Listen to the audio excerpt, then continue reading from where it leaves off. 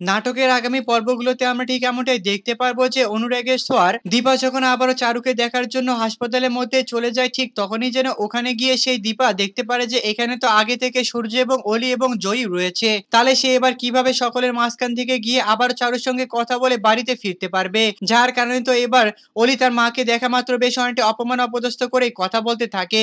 সে সবার সামনে বলতে থাকে যে ইনি হচ্ছে আমার সেই বেঈমান মা, যে আমাকে ছোটবেলায় শেষ করে দেওয়ার পরিকল্পনা করেছিল, এবং কি আমার ছোট বোন শেষ হয়ে যাওয়ার কারণটাও নাকি আমি। আমার কারণে নাকি এবার আমার কারণে নাকি আমার ছোট বোনটি শেষ হয়ে গিয়েছে।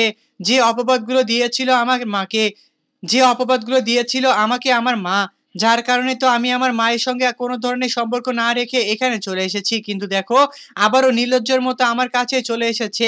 আবারও আমার বাবা এবং আমার সম্পর্কটা নষ্ট করতে চাচ্ছে। হ্যাঁ বন্ধুরা, অনুরাগী ছোঁয়া ধারাবাহিক নাটকের আগামী পর্বগুলোতে আমরা ঠিক এমনটাই দেখতে পারবো। আর আপনারা যদি আমাদের চ্যানেলে নতুন হয়ে থাকেন তাহলে চ্যানেলটিকে অবশ্যই একটি সাবস্ক্রাইব করে দিবেন। ধন্যবাদ।